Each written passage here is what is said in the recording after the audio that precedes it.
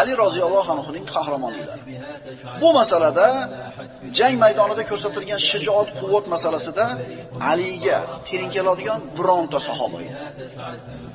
Agar musulmonlarning qahramonlari haqida so'z kelsa, albatta Xolid ibn Valid zikr qilinadi.